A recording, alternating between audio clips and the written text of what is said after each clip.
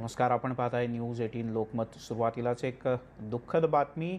महाराष्ट्र राज्याचे माजी मुख्य सचिव म्हणजे ज्यांनी महाराष्ट्राचे पहिले मुख्य सचिव म्हणून काम पाहिलं होतं आणि केंद्रीय गृहसचिव म्हणूनही ज्यांनी समर्थपणे जबाबदारी पेलली होती, त्या राम प्रधान यांचं आज निधन झालं.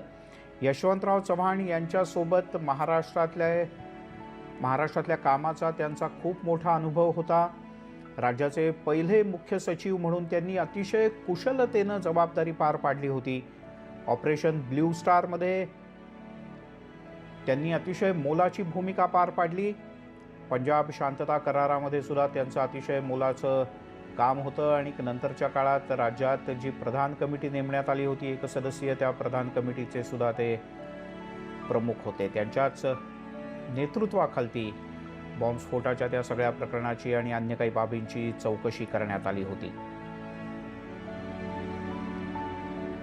त्यामुळे विवेक कुलकर्णी आपले प्रतिनिधी आपल्यासोबत आहेत. विवेक, दुःखद बातमी आहे. एक मोठा प्रशासकीय अनुभव असलेला मार्गदर्शक हरपला.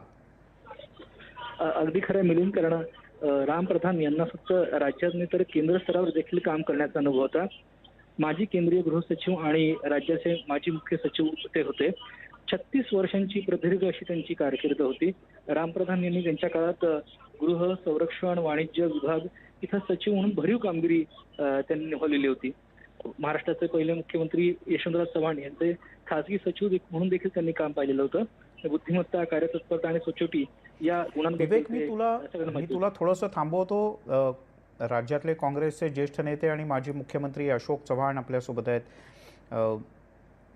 सर, काय भावना आहेत तुमच्या? तुमच्या बऱ्याच आठवणी आहेत त्यांच्याबरोबर. आर डी प्रधान या नावाने राम प्रधान साहेब ओळखले जायचे बहुधा, आणि अतिशय त्यांच्याबद्दल एक आदराची भावना होती. त्यांचा प्रशासनाचा दांडगा अनुभव त्यांच्या मागे होता आणि म्हणून मी त्यांना केंद्रीय गृह सचिव म्हणून फार जवळून पाहण्याचा योग आला मला. पण शंकरराव चव्हाण साहेब केंद्रामध्ये असताना काही कालावधीमध्ये प्रधान साहेब केंद्रात होते. त्यामुळे त्यांना फार जवळून मी पाहिलेलं आहे. त्यांची प्रशासकीय कौशल्य त्यांचं जे होतं, प्रामाणिकपणा, सचोटी, आणि शंकरराव चव्हाण साहेबांच्या जी आवड होती त्या आवडीमध्ये बसणारे असे एक अधिकारी म्हणून मी त्यांना फार जवळून ओळखलेलं आहे. मुंबईमध्ये 26/11च्या घटनेनंतर ज्यावेळेस मी मुख्यमंत्री त्यानंतर झालो, त्यावेळेस या सगळ्या 26/11च्या प्रकरणामध्ये त्यांचा उपयोग करून घ्यावा, या सगळ्या माहिती घ्यावी आणि त्यांच्याकडून उच्चस्तरीय चौकशी झाली पाहिजे अशी सभागृहात मी जी घोषणा केली. त्यावेळेस मी विचार करत होतो, म्हटलं या अवघड कामाकरता जिथे आंतरराष्ट्रीय स्वरूपाच्या सगळ्या फोर्सेस काम करत होत्या, पाकिस्तानचं मोठं इन्व्हॉल्वमेंट त्याच्यामध्ये 26/11मध्ये निष्पन्न झालं होतं, आणि अशा परिस्थितीमध्ये मुंबई हादरली होती त्या 26/11च्या प्रकरणामध्ये. त्यावेळेस एक अतिशय कठोर आणि निष्पक्ष काम करणारा अधिकारी कोण होऊ शकेल, तर मग आर डी प्रधान साहेबांचा त्यावेळेस आम्ही विचार करून त्यांची नियुक्ती करून मग त्यांनी तो अहवाल तयार करून दिला होता.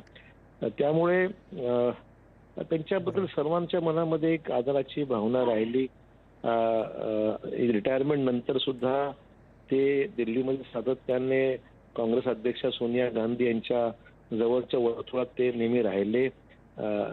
अशामध्ये वयामानाने त्यांना प्रवास होत नव्हता, त्याच्यामुळे त्यांच्याशी कधी भेटण्याचा योग अशात आला नाही. एक वडीलधारे आणि प्रशासकीय एवढा अनुभव म्हणून तुम्ही त्यांचं मार्गदर्शन घेतलं काही मुद्द्यांवर? हो, वेळोवेळी मी त्यांच्या संपर्कात राहायचो, त्यांना मी भेटायचो आणि त्यांच्याकडून बऱ्याचशा चांगल्या गोष्टी प्रशासनामध्ये समजण्याची आणि शिकण्याचा योग मला निश्चित आला, मी नाकारणार नाही.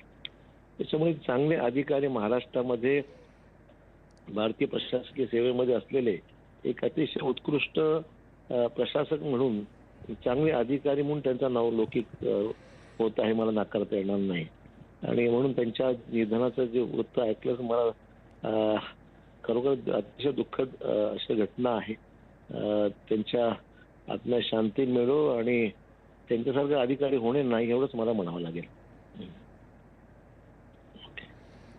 हॅलो. चव्हाण साहेब, धन्यवाद. तुम्ही न्यूज 18 लोकमतकडे आपली भावना व्यक्त केली त्याबद्दल.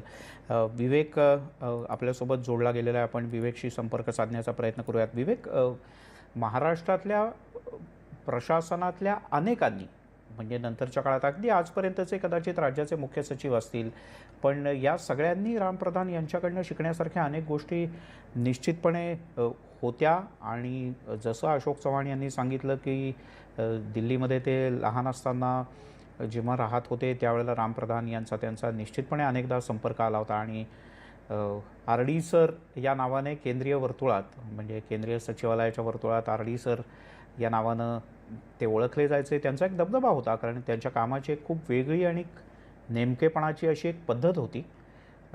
अतिशय सडेतोड अशा प्रकारचं त्यांचं व्यक्तिमत्व होतं.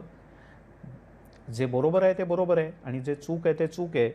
समोरचा माणूस कोण असो याची तमानं बाळगता त्यांनी वेळोवेळी जे योग्य सल्ले आहेत, जे योग्य निर्णय आहेत ते घेतले आहेत.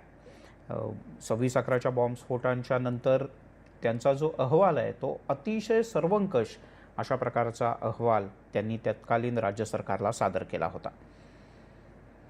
त्यांच्या जाण्यानं एक प्रचंड मोठा प्रशासकीय अनुभव असलेला